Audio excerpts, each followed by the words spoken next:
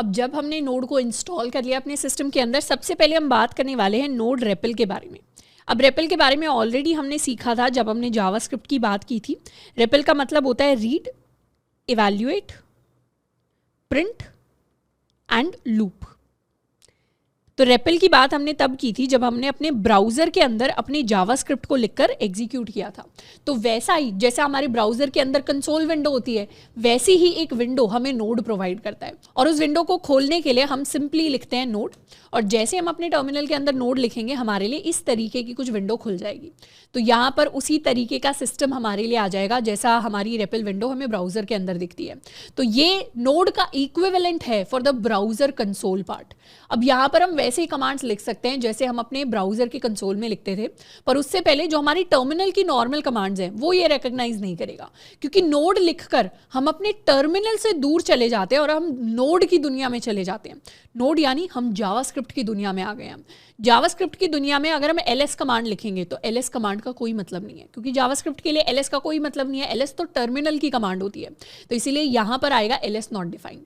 अगर हम यहाँ पर सिंपली लिखते हैं pwd तो उसमें भी आएगा नॉट डिफाइंड। तो जो नॉर्मल टर्मिनल कमांड्स होती हैं वो नहीं रन करती, पर यहाँ पर जावास्क्रिप्ट की कंसोल कमांड्स रन करती हैं। जैसे अगर हमने लिख दिया 1+2 तो उसका आंसर हमारे पास आएगा 3। अगर हमने लिख दिया console.log हेलो तो हमारे पास प्रिंट होकर आएगा हेलो।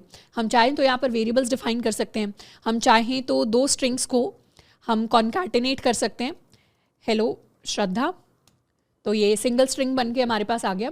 तो इस तरीके से अब हम जावास्क्रिप्ट की दुनिया में आ गए हैं। तो ये हम क्या कर पा रहे हैं, ब्राउजर के बाहर हम अपनी जावास्क्रिप्ट को रन कर पा रहे हैं with the help of node. तो जब हम बात कर रहे थे कि नोड एक हमारा रन टाइम एनवायरनमेंट होता है, तो हम अभी उसी एनवायरनमेंट के अंदर है जहां पर जावास्क्रिप्ट रन कर रहा है। अब वैसे तो अपने नोड रेपल के अंदर हम काफ़ी सारी चीज़ें कर सकते हैं, बट अगर हम सोचें कि यहाँ से हम डॉम एलिमेंट्स को मैनिपुलेट कर देंगे, यानी HTML बनाएंगे, HTML के अंदर वाले एलिमेंट्स को मैनिपुलेट कर देंगे, तो वो यहाँ से डायरेक्टली कर पाना पॉसिबल नहीं है। क्यों? क्योंकि डॉम एलिमेंट्स हमारे ब्राउजर के अंदर एग्जिस्ट करते हैं। डॉक्यूमेंट ऑब्जेक्ट मॉडल जो है वो ब्राउजर के लिए बनता है यूजिंग द HTML एलिमेंट्स, वो हमारा यहाँ पर एक्सेसिबल नहीं होगा। ये सिर्फ जावास्क्रिप्ट के लिए हमारा रन टाइम एनवायरनमेंट है।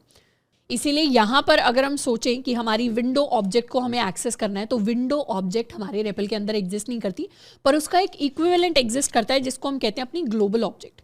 तो ये हमारी ग्लोबल ऑब्जेक्ट है इस तरीके से, एंड इस ऑब्जेक्ट के अंदर कई सारे हमारे फंक्शंस हैं। तो जैसे हमारे ब्राउजर के अंदर हमारी विंडो ऑब्जेक्ट होती है, वैसे हमारी यहाँ पर ग्लोबल ऑब्जेक्ट होती है जिसमें सेट इंटरवल हमारे पास होता है, सेट टाइम आउट होता है, clear interval, clear time out, इस तरीके के फंक्शन हमें देखने को मिलते हैं। तो उन सारे फंक्शंस को हम यहाँ पर यूज़ कर सकते हैं। इसके अलावा हमारे रेपल के अंदर हमारे पास .help कमांड होती है जो हमारी सारी बेसिक कमांड्स लिख कर दे देती है, जैसे .clear हो गया, .editor हो गया, .exit हो गया, या कभी भी अगर हमें हेल्प चाहिए बेसिक कमांड्स के लिए तो .help हम लिख सकते हैं। हम चाहे तो अपने रेपल को सेव कर सकते हैं इन अ फाइल, एंड इसे एग्जिट करने के लिए हम या तो 2 बार कंट्रोल सी करते हैं, या फिर हम .exit टाइप करके एंटर कर सकते हैं। तो अब हम यहाँ से रेपल से एग्जिट कर गए और अब हमारी सारी कमांड्स वापस से काम करने लग जाएंगी। तो अब हम वापस से टर्मिनल के अंदर आ गए, बट बेसिकली कभी भी अगर हमें नोड के रेपल में एंटर करना है तो हम सिंपली लिख सकते हैं नोड।